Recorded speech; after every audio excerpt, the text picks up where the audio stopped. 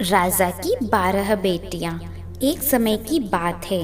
किसी देश में एक राजा राज किया करता था। उसकी 12 राजकुमारियां थीं, जिनसे वह अपनी जान से भी ज्यादा प्यार करता था। यही वजह थी कि राजा को सभी राजकुमारियों की सुरक्षा की बहुत ही चिंता रहती थी। राजकुमारियों के प्रति प्यार और चिंता के कारण राजा ने सभी राजकुमारियों के सोने का इंतजाम एक ही कक्ष में कर रखा था। राजा के सोने के बाद सभी राजकुमारियों के कक्ष के बाहर ताला लगा दिया जाता था। इसके बावजूद हर रात राजकुमारियां नए जूते पहनकर सोती थी और अगली सुबह उनके जूते घिसे और फटे हुए मिलते थे। सभी राजकुमारियों के रात भर कक्ष में रहने के बावजूद अगले दिन उनके जूते घिसे और फटे मिलना राजा को भी काफी हैरान कर देता था। राजा ने इस बात की जानकारी के लिए कई प्रकार के प्रयास किए, लेकिन फिर भी इस रहस्य से पर्दा नहीं उठा सका कि हर सुबह राजकुमारियों के नए जूते फटे और घिसे हुए क्यों मिलते थे। एक बात की सच्चाई का पता लगाने के लिए एक दिन राजा ने घोषणा की कि जो भी राजकुमारियों के इस रहस्य के बारे में जानकारी दे देगा, उसका विवाह राजा उस व्यक्ति की पसंद की अपनी किसी भी एक बेटी के साथ करवा देगा। विवाह के साथ ही उस व्यक्ति को भविष्य में राज्य का राजा भी बनाया जाएगा। इस प्रकार की घोषणा सुनकर कई राजकुमारों ने इसके लिए प्रयास किया, लेकिन सभी असफल रहे। एक दिन उस राज्य में एक बहुत छोटे देश का राजकुमार गुजर रहा था, जो किसी राज्य के हाथों अपना राज्य गंवा चुका था। वह एक नदी के किनारे पहुंचकर जैसे ही अपने थैले से बचा हुआ खाना निकालकर खाने लगा, वैसे ही वहां पर एक बुढ़िया आ गई और राजकुमार से खाना मांगने लगी। राजकुमार ने बिना कुछ सोचे समझे अपना भोजन उस बुढ़िया को दे दिया। बुढ़िया ने खाना खाकर उसे उस राज्य की घोषणा के बारे में बताया और जाते जाते उसे एक जादुई चोंगा दे गई। उस जादुई चोंगे की खास बात यह थी कि जो भी उसे ओढ़ता वह गायब हो जाता था। राजा की घोषणा सुनने के बाद राजकुमार वह जादुई चोंगा लेकर राज दरबार में पहुंच गया। उसने राजा से घोषणा को पूरा करने की आज्ञा मांगी। राजा ने यह कहते हुए आज्ञा दे दी कि इसके पहले जिसने भी प्रयास किया वह राजकुमार असफल रहा है और उसे मृत्यु दंड दिया जा चुका है। राजा की यह बात सुनकर राजकुमार ने कहा कि कोई बात नहीं, उसे राजा की यह शर्त मंजूर है।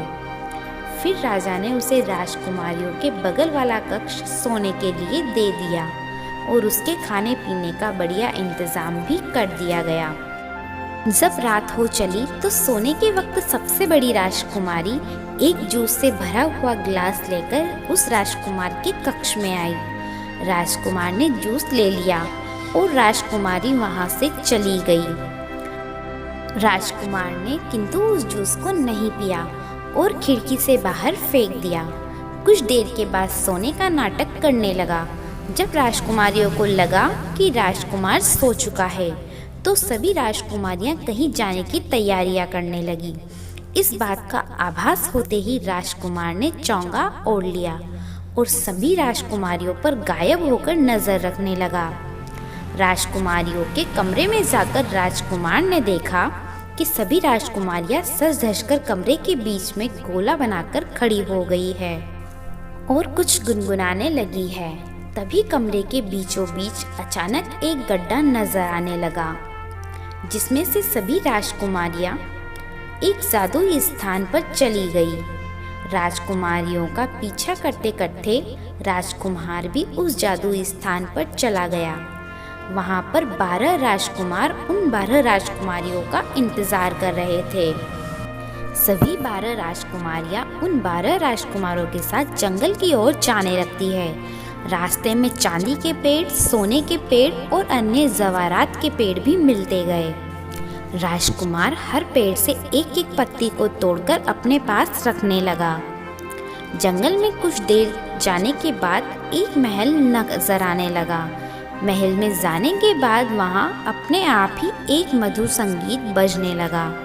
उस मधुर संगीत की धुन पर सभी राजकुमारियां उन 12 राजकुमारों के साथ नाचने लगी उस धुन पर वह राजकुमार भी झूमने लगा।